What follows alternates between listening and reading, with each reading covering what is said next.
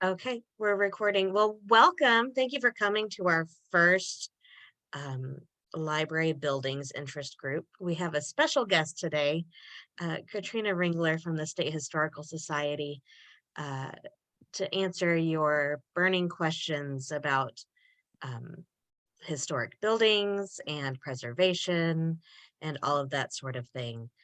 Um, our future meetings will talk about construction.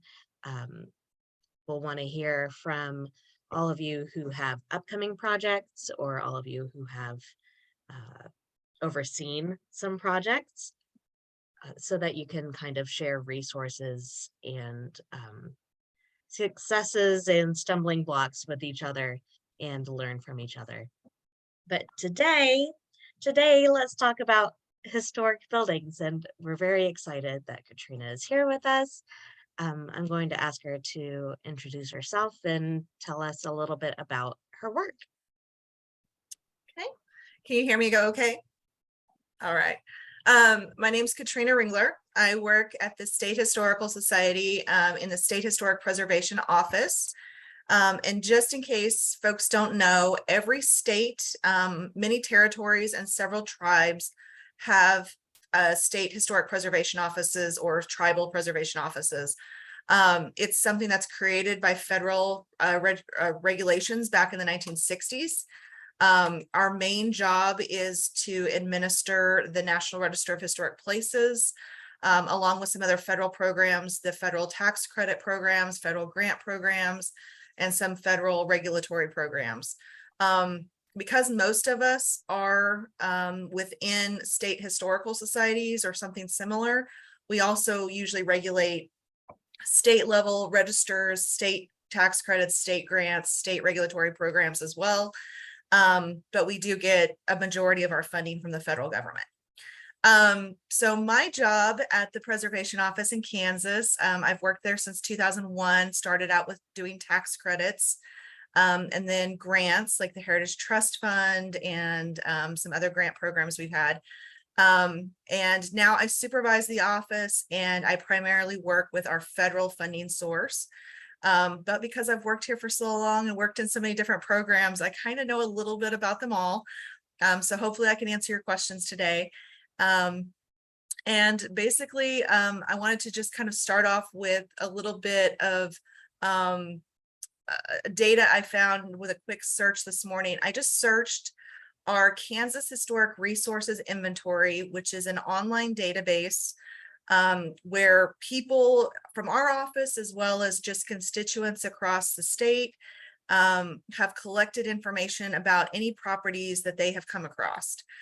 Some of these were done through studies that were contracted and were focused and were very professionally done, and some of them are just somebody saw a cool building, they stopped, they took a picture, and they put it on our inventory. So just doing a quick search of the word library and listed in the register, 52 records came up. And so I know that a lot of those may be older buildings that are no longer used as libraries. But it just kind of gives you a sense of like how many historic libraries are out there. And by historic, I just mean ones that are listed in the National Register. Of course, there's a lot more that aren't listed, and there's a lot more that probably could be listed. And I imagine you guys may have questions about that, and also the funding programs and what goes along with that. So I am ready for any questions that you guys might have or anything else you might want to talk about.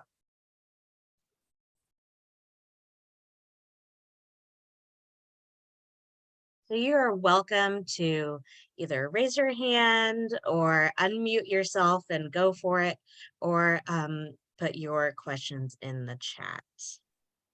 I would like to share some information with you, Katrina. I don't have it right here in front of me, but several years ago at the KLA conference, when I was part of the Friends of Kansas Libraries, I put together a whole package of information and photos, a whole lot of things. The map is actually at Baser Library. One of the other members wanted the map, and it included Carnegie libraries, original Carnegie libraries, some that were still in use as libraries, some that were still in use as some other entity, and some that are just standing around falling down, and some that are completely gone. And I'm happy to share that information. So just let me know your email or whatever, and I will get that together for you. Yeah, that would be great.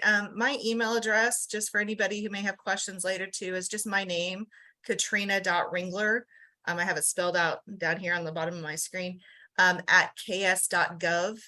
The Historical Society is part of the state government. Oh, perfect. Thank you so much. Put it in the chat. Yeah, we would love information like that. Just to give you a heads up too on other resources. Let me see if I can pull it up here and maybe share my screen. Several years ago, it's been quite a while now, we conducted a survey, one of those focus studies of all the Carnegie libraries in Kansas. And we did what we call a multiple property document, which basically just creates a context statement, tells the history of the Carnegie libraries in Kansas. And that way, if anybody wants to list a library or a building that used to be a library, that was a Carnegie library, they can do that a little bit easier. They don't have to rewrite the whole history of Carnegie libraries. They can just go to this document and kind of pull out what they need. So our website, kshs.org, if you look for the page called thematic nominations, I recommend just using the search bar. It's a lot easier to navigate. Thematic nominations is another word we call our context statements or multiple property documents. And down here, right here in the middle, it says Carnegie Libraries of Kansas. You can see we have lots of other contexts for a variety of other buildings, theaters, courthouses, schools. But Carnegie Libraries, it pulls up kind of a synopsis of what the context statement is about. The actual context document is linked here. And then these are all of the properties that are listed to the National Register under that context. So those are properties that have used that context to get on the register. It doesn't mean that those are all the Carnegie libraries that are on the register, because some of them got listed to the register before we did this context. But these are the ones that are linked to that context. So if you ever just need a quick place to kind of pull up some general information, that's a tool. And so, yeah, if Wendy, if you send us that information that you've compiled, maybe we can incorporate and put that together and make sure we get it into our system. The Kansas Historic Resources Inventory that I was just mentioning a minute ago, that's at khri.kansasgis.org. And it is a searchable database. I'm not logged in right now. Up here in the top right, you can see I'm not logged in, but it's available to anyone to search. Even if you're not logged in, you can search by all of these categories. So you can see here, I searched by historic name library, and then I searched for listed in the state register, yes. And when I searched, it brought up about 52 records. And so just going down, you can click on whichever one. I'm just going to click on Blue Rapids. And then it pulls up a record with, generally, if there's been a thorough survey of the property, you'll get photographs, information about the property itself, its condition. As long as there's an address, Google Maps will pull up a little map up here that you can expand or zoom in on. And then as you go down here, you'll get more photos, and usually a National Register nomination, if it's listed on the National Register, will be linked as well. So that's also another quick way to just locate libraries that you may, like if you pass one on the street, you're traveling and you're like, that looks like an old library. Let me see if I can find any information about it. This is a quick way to go and find that. Let me see if I can find another one real fast. Clay Center. You can kind of see how the information looks. There might be a map. There might be other information there too. So those are just resources that we use pretty much every day when we're looking at historic properties. If you call me on the phone and say, hey, I want to talk to you about this property at 123 Main Street in whatever town, Kansas, that's the first thing I'm going to do is I'm going to go on there and search that address to see if we have information about it. it also works for other kinds of buildings too, barns and, you know, other things. So Katrina, if we find that our library is on that and we do have a construction idea, what are the steps we need to go through to get it approved and reviewed? And I went through this in Pennsylvania, but I've not had to do it in Kansas. So in Kansas, we do have something that's a little bit different than some other states. We have a state preservation law. And so I always like to tell people there's really only 3 reasons that my office needs to review your project. And so number 1 is if you just want us to. So if you're just looking for feedback or, you know, confirmation, or you want somebody to just look over your plans and give you a little bit of guidance, we're always happy to do that, no matter if your property is listed on the National Register or not. Number 2 would be if it is listed on the National Register, then we do have funding programs available for properties that are listed on the register. So if you're looking to apply for our Heritage Trust Fund grant or our state tax credit program, both of those will require an application and review by our office. Yeah, go ahead. That work for personal homes too? Personal loans? Homes, like if Personal I have homes, a home that I want. Yes. So any property listed on the state of the National Register in Kansas is eligible. I should say any buildings qualify for the tax credit program. And I know some folks have, you know, some of you may be thinking this right now. We're a nonprofit. We are run by the local government. We don't pay income taxes. How does that work?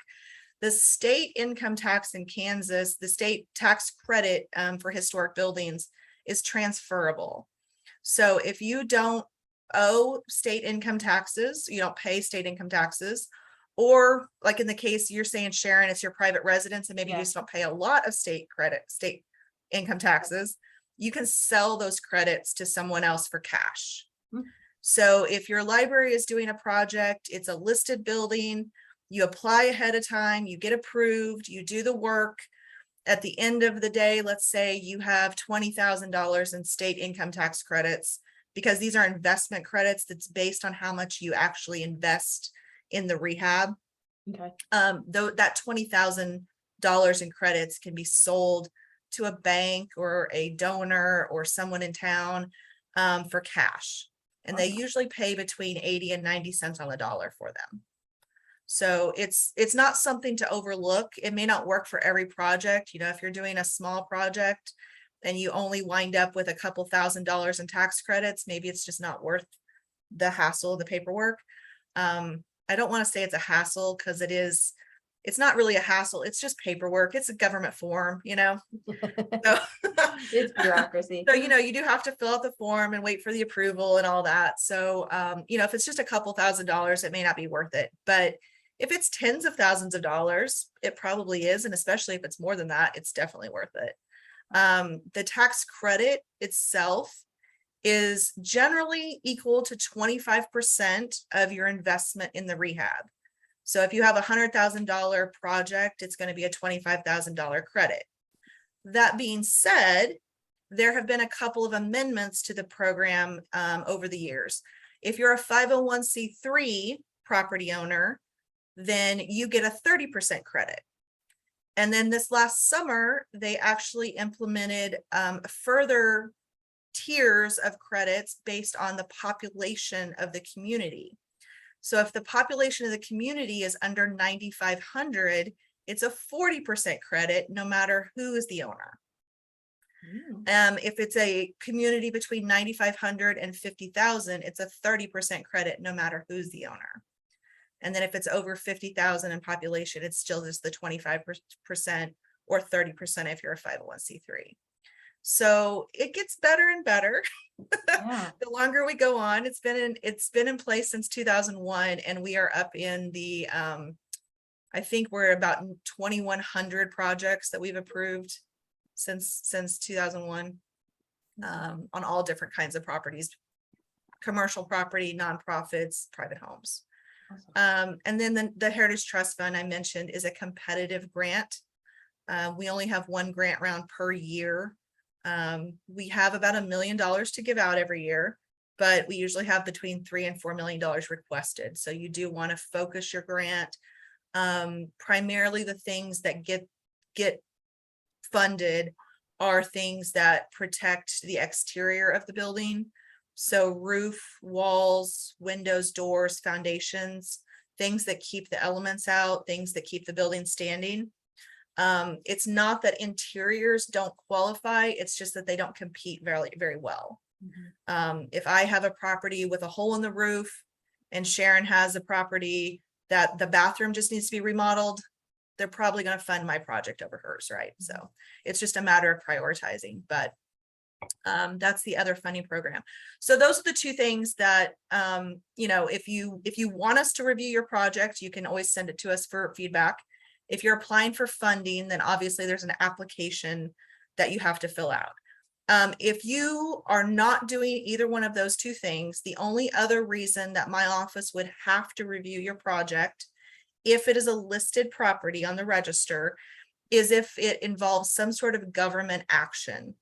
So if you are a property, if your property is owned or regulated in some way by the state, county, or city, the state preservation law says that anytime the state or any subdivision of the state, meaning counties, cities, school districts, undertake a project, fund a project, or permit a project on a historic register listed property, then my office is supposed to review the project to determine if it's going to adversely impact that property. So what that really means is, let's say you're going to replace the windows. You're not going to apply for tax credits. Maybe you have a very generous donor who's just going to give you all the money and you're good to go. But your library is owned by the city, or you have to get a permit from the city to do the work. They are not supposed to proceed with the project or issue the permit until they contact my office. We always review projects based on the Secretary of the Interior standards, whether we're doing a tax credit review, a state law review, or we're just giving you general advice. The Secretary of the Interior standards, they're not laws, they're just a set of guidelines that get adopted by regulation into other things. So the state law that I'm talking about says that we're going to review that under the standards. And so what we look at is the project going to damage or destroy the historic property based on those standards? Is it going to damage or destroy any of the character defining features of the building? With the windows, for example, are the windows original? If they are they beyond repair? Can they be repaired? If they can't, then what does the replacement really look like? Are they going to match? But if the windows aren't original, then we're just looking at, well, are they compatible with are the new windows compatible with the historic character of the building? And so that's what we're looking at. And obviously, if we're funding the project through tax credits or grants, we get a little bit more critical on that. Whereas if we're doing a state law review, it really is just sort of that higher threshold of damage or destroy. I mean, if the windows are completely not compatible with the historic building, then we would say that. But if they're pretty close, we would probably just let that get cleared. The critical thing too to know about the state law is that our say is not the final say. We are supposed to give our guidance. And so we are going to make a comment and we're going to say, yes, this is fine. This is great for the building. We hope you go ahead and proceed. Or we're going to say, no, this is going to damage or destroy the building. If we say it's going to damage or destroy the building, but you as the property owner still really want to do it or need to do it, then the law says that you appeal to the governing body. So whatever the governing body is that triggered the review, whether it's the city, the county, the state, the appeal goes back to that entity. Usually it's the city council or the county commission. If it's some kind of state trigger, then it goes to the governor's office. So those are the three reasons that my office would ever need to review or want to review your property. Otherwise, if it's not listed on the register, I don't have any say in it. If you're not using government money or don't need a government permit, or you're not a governmental entity, then I don't have any say, even if it is a registered property. Yeah. Nope, somebody has a hand. April? Yes. We're in a 109-year-old Carnegie.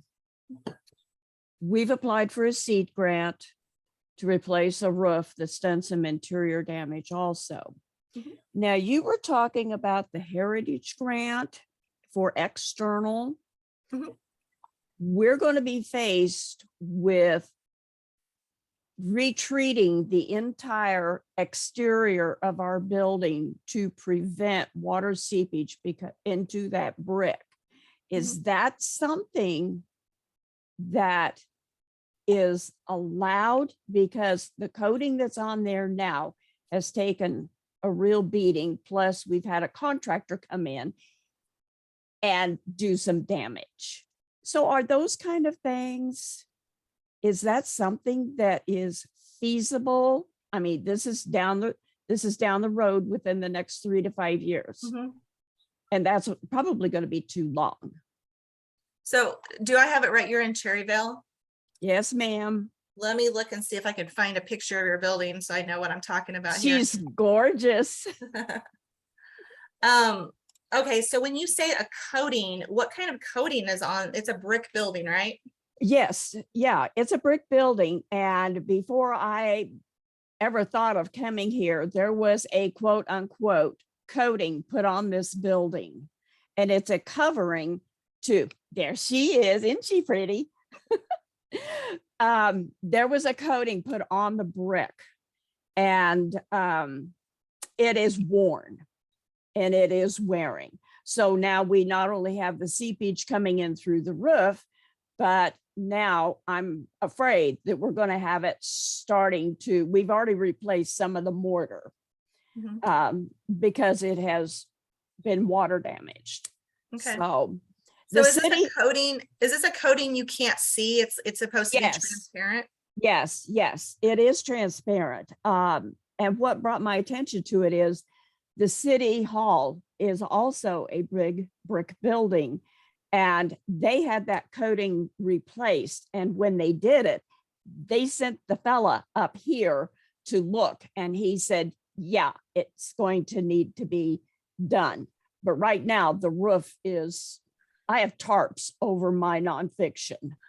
Yeah. So, the roof needs to be addressed first, but I was wondering, I wasn't aware of that grant. And if that is something that would qualify to So help us. yeah, so I mean, it would qualify. And let me just kind of back up a little bit. So we never recommend putting coatings on historic masonry for this very reason, because over Okay. time they either, at best they wear off, at worst they cause damage.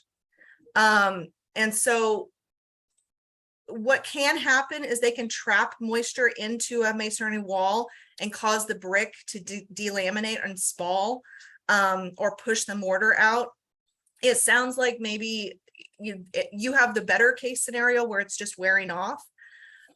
So we would have to take a look at it to see if we really would recommend replacing the coating, or if we would just recommend repointing the mortar and doing those other fixes like repairing the roof, making sure all of the sky facing joints up around the parapet are caulked, making sure all the joints around the windows and doors are caulked, that kind of thing.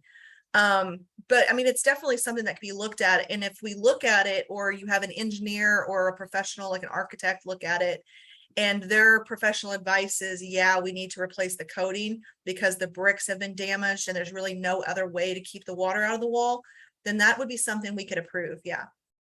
Okay, well, I don't want to buy my own pair of shoes a second time. Yeah. And if that is not something that is recommended, and if it is wearing off, then I will probably quit worrying about it so much. Most of the wear and tear and the mortar that was replaced is around the front steps, which we had to replace because they broke. Yeah. But, and it was from kids sitting, digging at it. But, you know, I just don't want to walk away from here Yeah. and have the worry that something would happen. But if it tends to wear, Mhm. then I think I would vote on the side of caution, keep an eye on it, and then seek help if it really does Yeah, exacerbate. we would definitely recommend starting with the repointing and the Okay. sealants. And then if that doesn't solve the problem for some reason, then we could talk more about coatings again. But yeah, coatings are one of those things that you run the risk of damaging the building, but then it short of that, you just kind of waste your money because you're putting on something that you can't see. And it does over time. I mean, it's meant to wear off, kind of like just like paint or whatever else. Mhm. But that's the other thing too. We never recommend painting or putting any kind of other coating on historic masonry. And that gets into the subject of murals. So I don't know if your towns have lots of murals going on.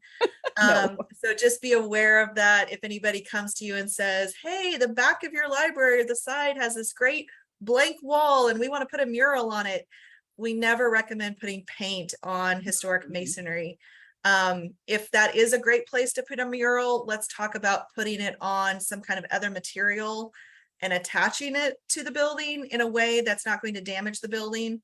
Any kind of signage or something that gets attached to masonry, we always want to attach it through the mortar joints because that's a lot easier to repair.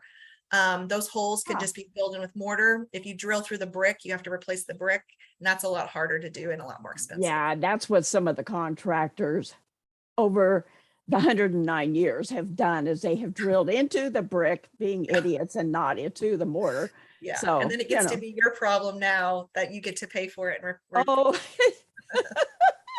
well, I thank you very much. I hated to take Sure. up your time, but that has been a big, big concern. Thank Yeah. you. Any other questions?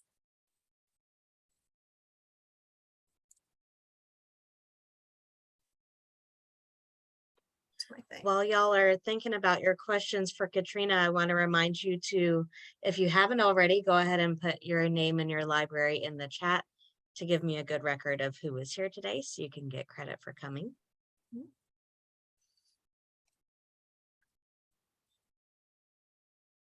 One thing mention was just made of the seed grant.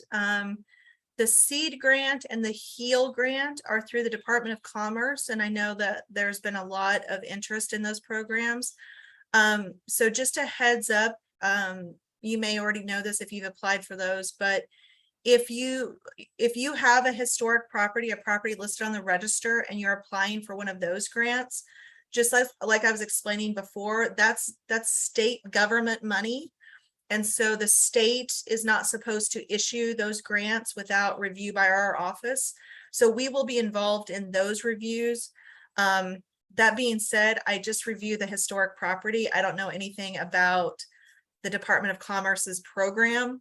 So if people send questions to me about, when is the grant going to be announced, or how does the match work, or I send those to the Department of Commerce because I don't know how to answer those. But if you have questions like April did about, does this qualify or would this be approved, I can try my best to answer those for you.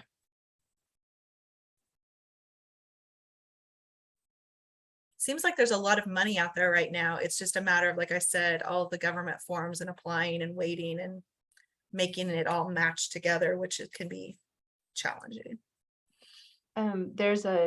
Gina got here from Chanute, and they're in a old depot. And she says they have some HVAC issues. Gina, we have not talked about that. Do you have a specific question for Katrina? Are there any grants for HVAC repair or recommendations for HVAC systems? So, I mean, like I mentioned earlier, our Heritage Trust Fund grant, HVAC qualifies. It just doesn't usually compete very, very well because a hole in the roof versus an HVAC system, it's kind of hard to make the case for that. But they do qualify for the Historic Tax Credit Program.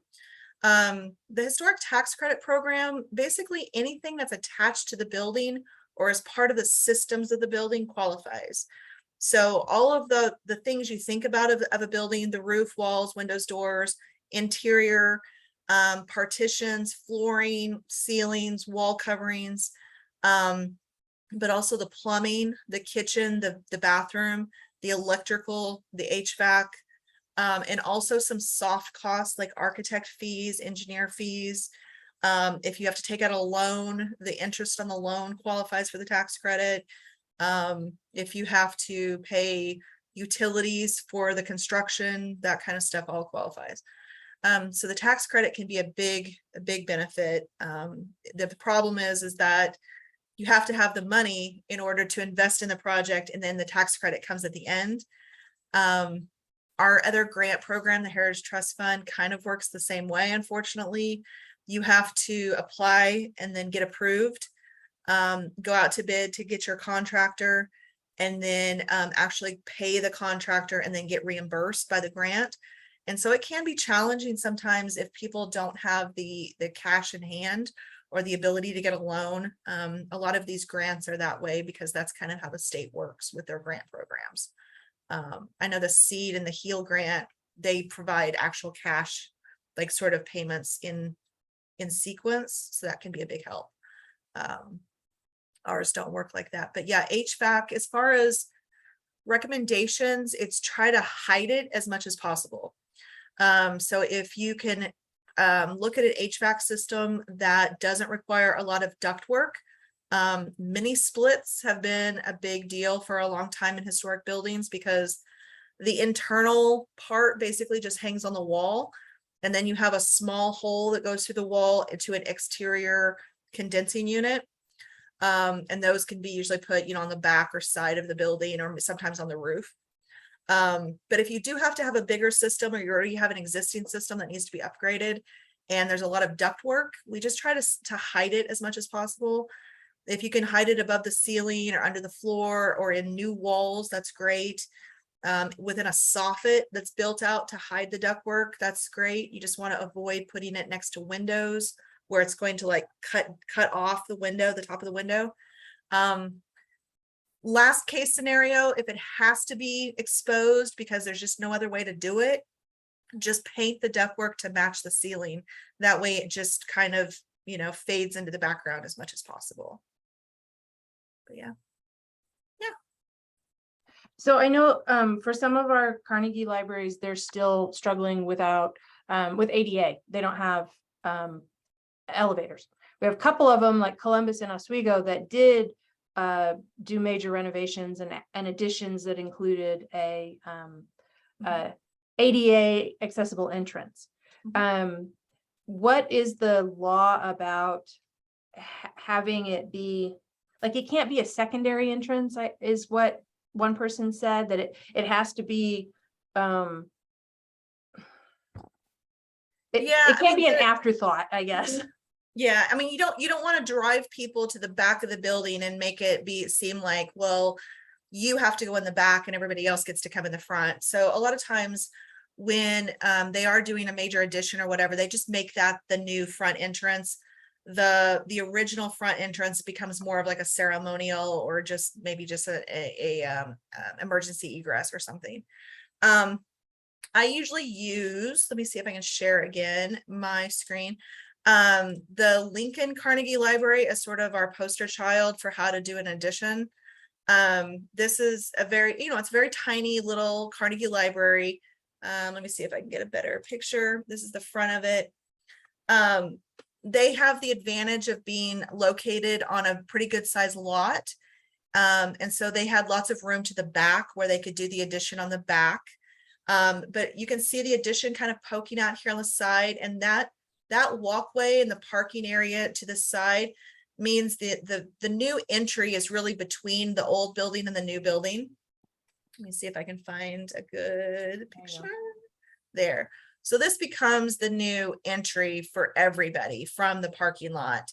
The original entry at the front is just sort of more for looks now. I don't know if it's even open. Maybe it is. I don't remember from the last time I was there.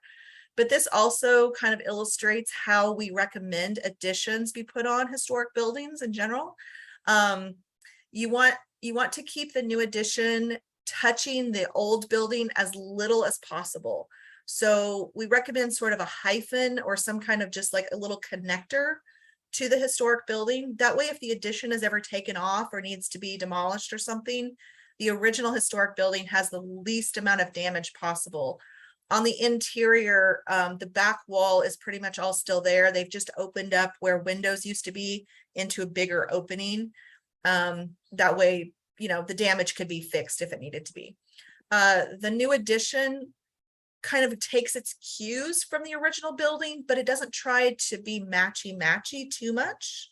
It has like lots of little details that are mimicking the original, but you know, it has like a very obvious concrete new foundation. It's obviously new.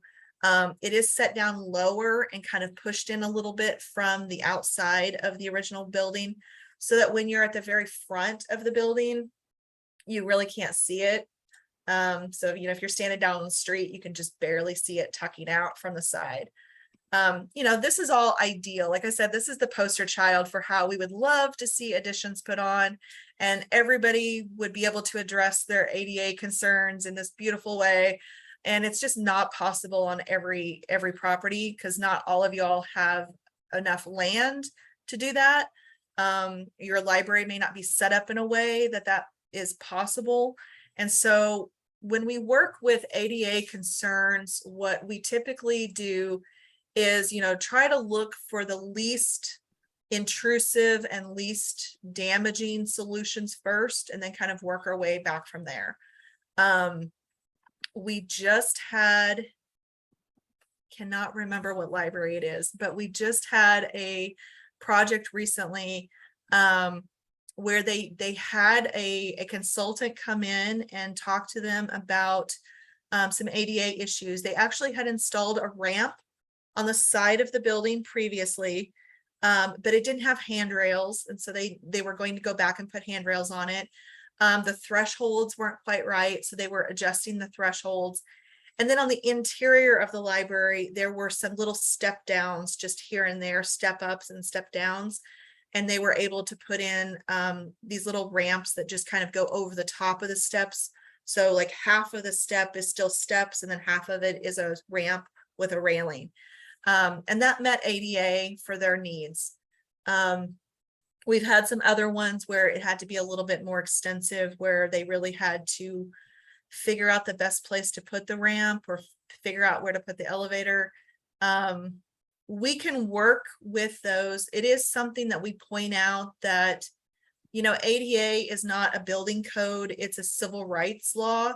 And so it's something that, of course, we want to address and accommodate. But there are parts of the ADA law that say historic buildings get some consideration. And so if there are changes that have to be made that would adversely impact the historic building, then alternative accommodations can be considered. And that's something to keep in mind too, is that the main thrust is to provide accommodation. And so sometimes there are alternative accommodations that might just be, you know, easier for everybody, honestly. And so, you know, if there is some other way to accommodate the public's access to materials or things like that, that, you know, would make more sense, then let's just do the easy thing first and then work our way from there. But yeah, so I know there are some consultants. We've worked with one recently out of Missouri. I'll have to find their name and maybe send it to you guys. But as far as I know, I think they're free. You just call them up and say, hey, we have some concerns with our building. Can you help us take a look at it? And they basically go through and say, that's too tall, that's too short, you need a rail, you need, you know, those kind of things. And then you can just prioritize and build a budget off of that. So, but from the funding programs that we have, you know, things like that are tax credit eligible too.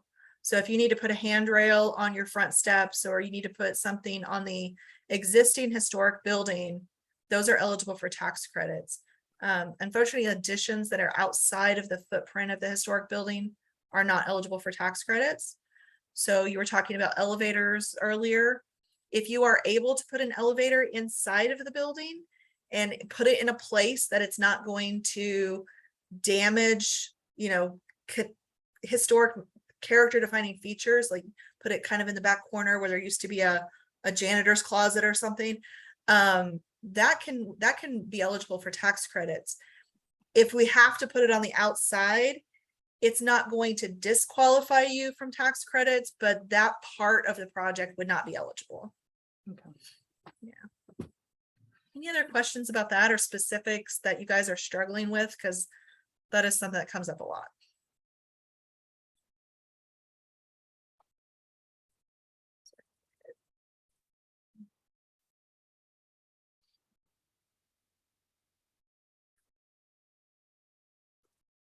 You had mentioned the consultant for ADA. Are there some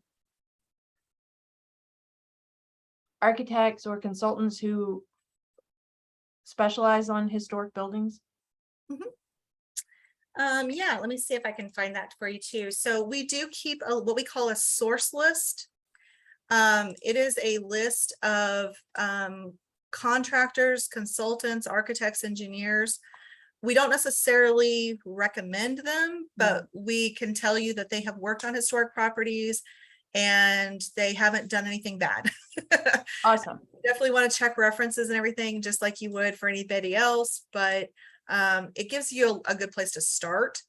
So again, on our website, if you go to preserve here, that's where most of our stuff lives, and you go to technical assistance, there are some links to things like this. The Secretary of the Interior standards are linked there. There's videos on how to repair wood windows. There's a video on how to repair a barn. All the way at the bottom, we have two things. There's a consultant source list. So these are consultants that write National Register nominations if your building's not already listed on the register. Some of them also help prepare tax credit and grant applications. And then at the very bottom, the contractor source list. If you click on that, it just downloads a Word document. And it's a pretty big document, but it's broken up into categories. So if you're looking for roofers, or you're looking for architects, or you're looking for someone to do stained glass windows, then you can kind of just skip to that part of the document. Let me see if I can open here. Nothing ever works right when you're trying to do it fast, but come on, baby. In the meantime, I did find the Great Plains ADA Center is the consultant I was talking about. So if you give them a call, see what they can do for you. I'm not exactly sure how their services work, but that's something to look into. Oh, here we go. So that link at the bottom of our website, the source list, consultant source list, or contractor source list, has all these different categories. And so if you're looking for like an architect, you can skip to the architect section and see if there's anybody local to you. Obviously, you know, it's hard to find people sometimes in Western Kansas versus the eastern part of the state. If you do have trouble finding someone, especially if you're in the western part of the state, let us know, because we can always contact the Colorado SHPO. SHPO is what we call the State Historic Preservation Office. And like I said, there's one in every state. So there's one in Oklahoma, there's one in Nebraska, there's one in Colorado. So if we don't have them, then, and you're close to one of those other states, maybe the state next door would have other consultants to offer too. Okay, we're in Southeast Kansas, so I'm thinking they'd probably be in Missouri, Springfield, Yeah, Joplin area. Missouri, Arkansas, Oklahoma, you know, we might check those other states too. Okay. But yeah, sorry, Great Plains ADA Center, if anybody was missing that. Yeah.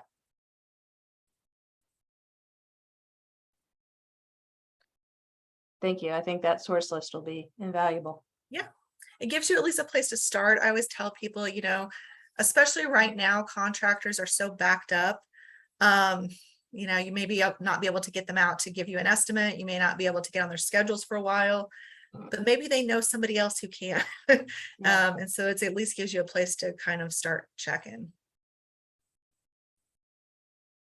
And I think there's probably a lot of, I mean, I know there are a lot of people good qualified contractors that are not on our list because we've just never heard from them or heard about them. So that's a good point too. If you guys have somebody locally that does great, repointing or woodwork or something like that, and they're looking for more business, tell them to contact us. We can put them on our list. Most of them are drowning in work, so. Yeah, I think most of them are like, I have more work than I can handle. So Okay. So since most of us are city libraries, if we're, but it's only the ones listed on the historic register. So anybody with a Carnegie would need to go through your office because almost all of our Carnegies are also city libraries. yeah, pretty much. I mean, and that's the first thing we'll double check if you call us and say, hey, I think I need to contact you about this product. Okay, what's the address or where are you at? I'm going to look it up, make sure. Okay, yes, you're a listed property. You're telling me you're owned by the city. Okay, now we can start talking about, yes, this is going to be a state law review. Do you want to apply for a funding program? That way we kind of know how to proceed. And just so you know too, if you are going to apply for a funding program, but you also need a state law review, we're going to try to mesh those together so that you don't have to send us two separate things. Yeah. And if we want to apply for a third-party grant, like a family foundation grant, is that something that you could help review to make sure that if they're, it's well, no, because we would still need to get a what's the word? Permit. So you would have to go through it anyway. Okay. Yeah, but if you want us to kind of give, like a preliminary review, like I'm going to apply for this grant for window replacement, but before I do that, I want to check with you to make sure that these windows we're thinking about putting in are going to be approved. We can do that sort of preliminarily, so that way you're not submitting a grant for something that ends up not being, not working. Well, and how new is old now, if that makes sense? Like I'm in what if we're in a 1930s building or a 1950s building? When is historic? 1973. Okay, so I'm in a historic building. Great, because it's built in 65. Yeah, 50 years to be listed on the register. Buildings typically have to be at least 50 years old, and then have integrity of materials in place and design, and then have some sort of significance. And so significance really comes along with age and integrity. If you're old enough and you have enough historic materials left, then pretty much there's going to be some significance to you. The Carnegie Libraries, it's part of this national program. But even if it's not a Carnegie Library, it's probably a big deal in your specific community. When it was built, it probably was a big deal. So even if it wasn't a Carnegie Library, it's probably going to be significant. So yeah, 1965 definitely is historic. Yeah, we're struggling with that a little bit, especially some of us that were born in the 1970s. We're like, how is this old? We're not that old yet. So yeah, it's a little thing. It's hard to take a little bit, but yeah, we just listed a historic district in Great Bend where some of those metal slip covers were put on in the early 70s, and they're considered to be historic. So no, don't do that. Yeah. Can't you just ignore that and go back to the brick? Some of them we can. Some of them, if the owner wants to take the metal off and there's still like an older historic facade behind it, the building will still be contributing to the district once they take the metal off. But some of them, the what's behind there is just shaved off. Yeah. And so if they want to keep it as a historic building, the metal is the actual authentic historic facade now. And so it's kind of it's a hard thing. Yeah. All that lovely modern design. We just listed a really tall public housing building in Great Bend that was built in 72. It's probably one of the newest buildings that are on the register in Kansas. Yeah. Thank you. My birthday is in a week. I feel really, really old because I was born in 1970. Yeah, it creeps up on you real fast. I started here when I was 24. This can't be old yet. I'm not old I know we have some of the folks on the call, we've got Independence Public Library that's been through a major renovation, and Bev is here from the Pittsburgh Public Library that also went through a major renovation, and they're both historic buildings. Do you guys have anything you want to contribute, or so we're not quite so scared? Hi, everybody. I wasn't here when we actually went through the big addition to the library, but it was done exactly like Katrina said. The new addition complements the old part of the building, and we do have a new entrance kind of in between. We've also, in the past couple of years, added a few things to the back of the library, including we put up an addition for our bookmobile bill covering. And I worked with an architect to make sure it matched the building, and it went through the Historical Society. And we are redoing our courtyard, so I'm always interested in hearing, how we're working with the Historical Society, because it is really important, not only to us at the library, but to our community. If we do something to this building that does not match or does not meet approval, we hear about it. So, it's just not the Historical Society. It's our community takes a great pride in what the library looks like and its historical significance to the city. So we're always really careful about what we do to the building.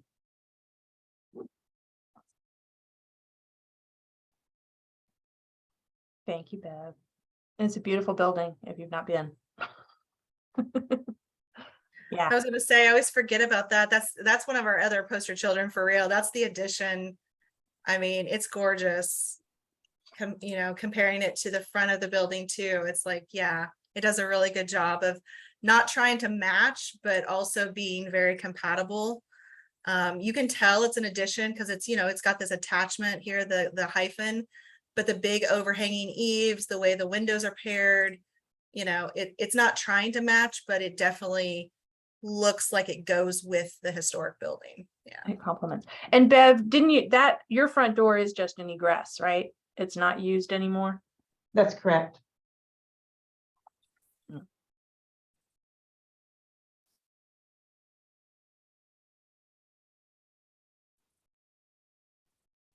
Looks like our friends from Independence are gone. Oh, so okay. to hear from them. But their building is really neat too. They've got that. I will mention, speaking of Independence, we're planning, I'm planning right now because I'm short on staff. But the State Preservation Conference, we're going to have it in Independence, May 4th through the 6th. And so just be kind of keeping an eye out. I'll try to forward information once we get it to make sure that you guys can pass it around. But it would be a good opportunity to hear more about sort of some of these funding programs and hear from speakers and interact with maybe some other folks. We're going to try to incorporate the Main Street office and the Main Street communities. And so I know a lot of you have probably ties in with those offices as well. So. Okay. Can you get tax credit? Never mind. Take that back.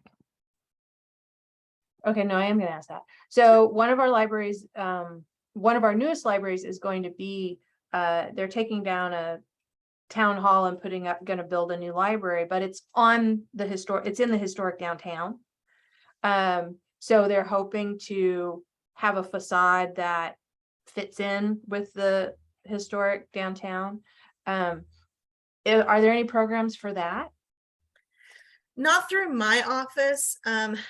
So, you might be able to find something through, like the Department of Commerce or something like that, because it's going to stimulate economic development or something like that. Our office would purely look at it, like if it's in the historic district, we're looking at it as new infill. And so they'll probably need permits to be able to do the new construction. So we'll be looking at how does the new construction impact the historic district under the state law.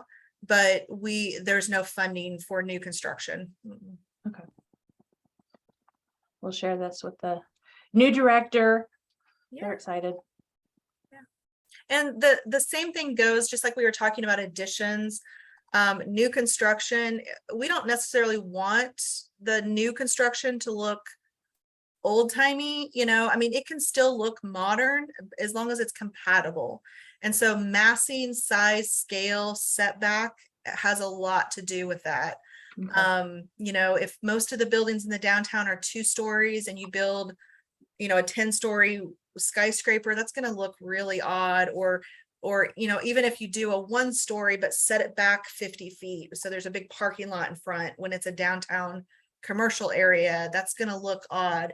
So the massing, size, scale, and setback are the big things. And then the materials and the style, that kind of works itself out because, you know, like Bev was saying, nobody's going to want something that irritates the local community. They're going to have a say in that as well. But usually the size and scale and massing gets you to the sort of the constraints of it means, okay, well, we're going to do masonry or we're going to do, you know, this, that, or the other. So, yeah. Okay.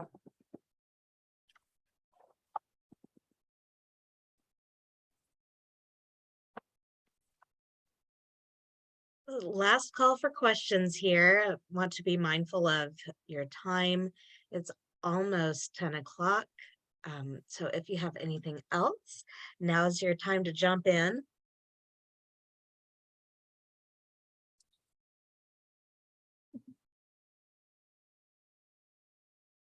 And Katrina, I want to thank you again for coming today. Yeah, and you guys have my email there. So if you think of something later or something pops up or you have, you know, another member of your organization that asks a question later, feel free to send them my way. If I can't answer it, I'll try to direct them to somebody who can. Thank you. This has been a great way to kick off this new interest group. We appreciate it. Good deal. Yeah, let me know if you want me to come back and answer questions anytime. Absolutely. Thank you so much. Thank Well, you. Thank you, everybody, for coming. I hope you have a great Tuesday, and we will see you later. This recording will be up on the website later. Thank you.